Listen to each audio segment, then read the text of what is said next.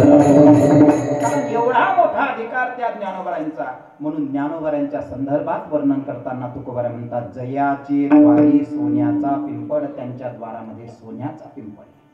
कारण द्वारामध्ये सोन्याचा पिंपळ आहे. कधी कधी काही मंडळी शंका घेते, महाराज सोन्याचा पिंपळ द्वारामध्ये आम्ही पाहिला, कुठं सोन्याचा पिंपळ हो, कुठं काय वगैरे. अरे बाबांनो, ज्ञानोबरांचा अधिकार सोन्याचा पिंपळ सांगतात, त्यांच्या द्वारामध्ये सोन्याचा पिंपळ हे मधलं ऐश्वर कुठं वर्णन केलेलं तुमच्या संतांनी दिसून येतं. अरे बाबांनो, त्यांच्या द्वारात सोन्याचा पिंपळ आहे, अजून आतमध्ये काय काय हे याचं वर्णन संतांनी केलेलं नाही. कारण तुम्ही आम्ही पहा, तुमचं घरात सोन्याचा पिंपळ असतो, द्वारात नाही. पण ज्ञानोबरांचा अधिकार असा आहे, त्यांच्या द्वारात सोन्याचा पिंपळ आहे. पण आमचे संत महात्मे सोन्याला महत्व देत नाही.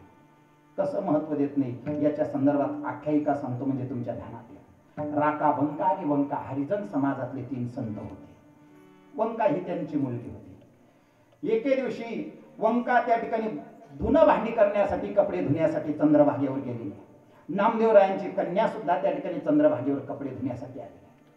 दोघांचं कपडे धुणं त्या ठिकाणी चाललेलं आहे आणि नामदेवरायांच्या कन्येच्या कडनं जोराने कपडे त्या खडकावर आपटल्यानंतर त्याच्यातलं काही पाणी त्या वंकाच्या अंगावर उडालं आणि वंका म्हणू लागली, ए सकाम भक्ताची जरा कपडे नीट धुणं म्हणे. काय म्हणाली, हे सकाम भक्ताची कपडे जरा नीट धु.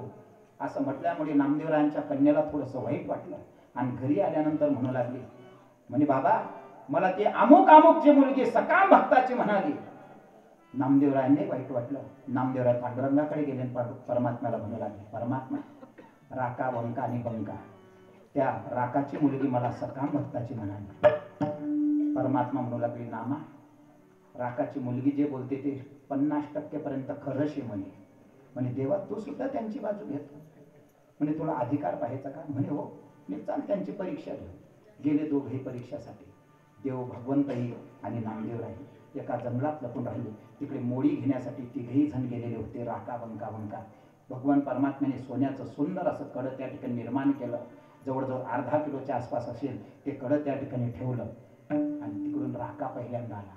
त्याने पाहिल्यानंतर अरे हे तर सोन्याचं कडं दिसतंय, पण हे जर आता मला तर कळालं हे सोनं काय वगैरे हे सर्व घातक आहे, पण माझ्या पाठीमागे परिवाराने जर हे सोन्याचं कडं उचललं तर माझ्या इतक्या दिवसाचा परमार्थ लयाला चालला जाईल. म्हणून त्याने थोडी मूठभर माती घेतली, त्या कड्यावर टाकून दिली, पुढे चालायला लागला. मागून वंका आली. वंका आल्यानंतर ती म्हणू लागली की आपले पतिराज या ठिकाणी का म्हणून थांबले, काय कारण असलं पाहिजे. तिने जरा निरखून पाहिलं तर सोन्याचं कडं. ती म्हणू लागली, माझ्या पतिरांनी आम्ही घेऊ नये म्हणून केलं असेल, पण पाठीमागे आपली वंका नावाची मुलगी येते आणि ती लहान आहे, तिला कळणार नाही, म्हणून ती घेऊ नये म्हणून हे कडं घातलेलं पाहिजे. म्हणून तिने माती घेतली मूठभर आणि त्या कड्यावर टाकून दिली. निघाली. पाठीमागून वंका आली. वंका आल्यानंतर ती विचार करू लागली, माझे आई बाबा इथं का थांबले होते. म्हणून तिने निरखून पाहिलं. तिने पाहिल्यानंतर सोन्याचं कडं वगैरे ते पाहिलं आणि जोरजोरात रडायला लागली. रडल्यानंतर तिचे आई वडील धावतच आले. काय झालं बाळा, तुला विंचू चावला का, काही सर्पदंश झाला का, कोणी तुला मारलं का म्हणून रडते. ती म्हणू लागली, मला फक्त रडू याचं येत आहे, मी तुमच्यासारख्या दडभद्र्यांच्या पोटी जन्माला आली, मला याचं दुःख होत आहे. म्हणे कसं काय, काय झालं, आमची काय चूक आहे. अरे म्हणे मातीवर माती टाकतात का कुठं, म्हणजे सोन्याला सुद्धा मातीची उपमा देणारी त्यांची मुलगी होती, एवढा अधिकार त्यांचा होता. म्हणून नामदेवरायांना भगवान परमात्मा पटवून देतात. पाहिलं का किती निरपेक्षतेने ते भक्ती करत असतात नामा. कारण तुझी जी भक्ती कुठंतरी सकाम भावना आहे, पण त्यांची भक्ती निष्काम भावनेने आहे. विठ्ठला विठ्ठला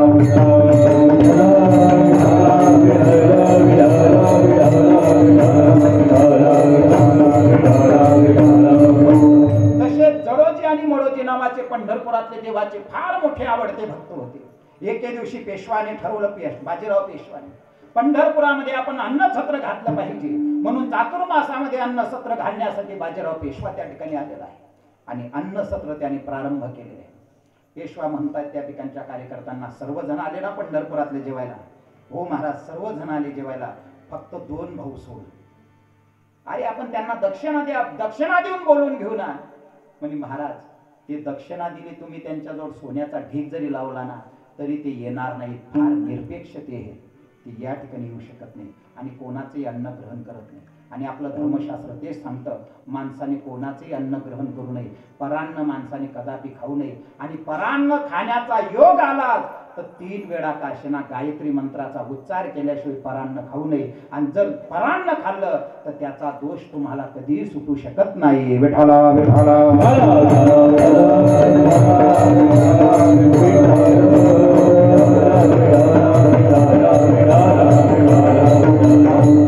नुसता एकच भाताचा खत शीत त्या शुकदेव पोपट रूपी शुकदेवाला खाण्याचा योग आला.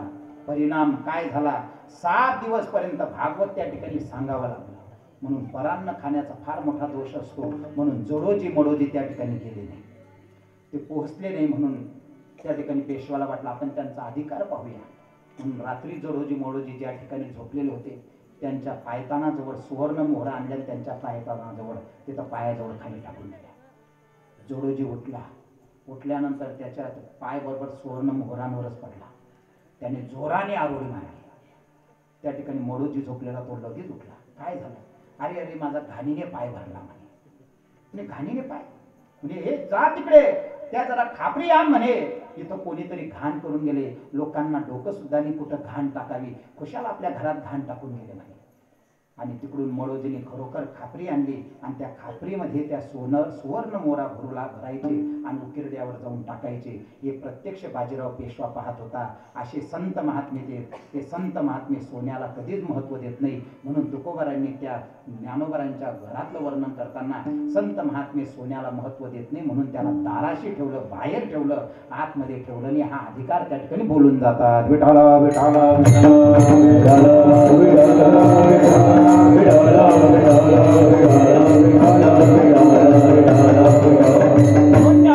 वर्णन करताना तुकोबाराय म्हणतात, जयाचे द्वारी सोन्याचा पिंपळ, अंगी ऐसे बड रेडा बोले. रेडा बोलवण्याची ताकद त्यांच्या ठिकाणी. अजून महाराज काय सामर्थ्य. महाराज म्हणतात त्यांनी जर ठरवलं तर ते काही करू शकतात, पण तुला जर त्यांच्या ठिकाणी जायचंच असेल आणि तुला जर तुझ्या जीवनाचा उद्धार करायचाच असेल तर फक्त शुद्ध भावनेने जा. अभंगाच्या दुसऱ्या चरणामध्ये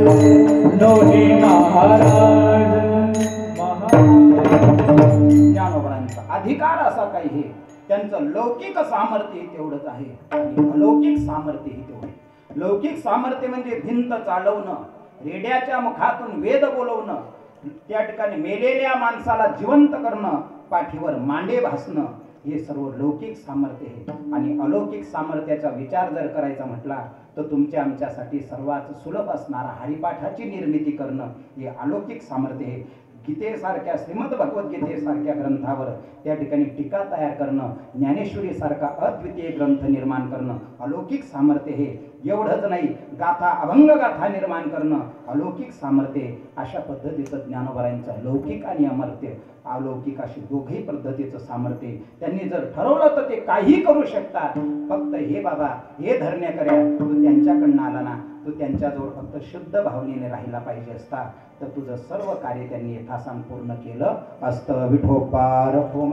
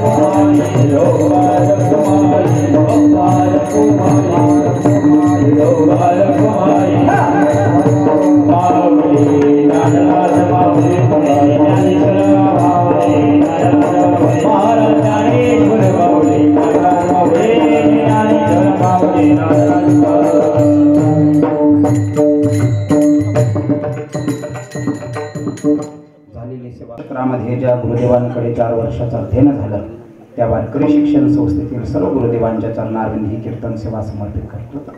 जाता जाता एक महत्त्वाचा संदेश देऊन जाईल। गळ्यामध्ये पवित्र अशी तुळशीची माळा धारण करा, एकादशीचं व्रत करत राहा आणि सर्वात महत्त्वाचा मुद्दा हा आपले गावातलं जे आराध्य दैवत आहे अतिशय चांगल्या पद्धतीचं कार्य या देवस्थानाच्या माध्यमातून भगवान परमात्मा करून घेतोय। कारण परमात्म्याच्या स्वरूपाकडे पाहिल्यानंतर प्रसन्नता आपल्याला तेवढीच दिसून येते, कारण योग्य पुजारी आपल्याला मिळालेले आहे।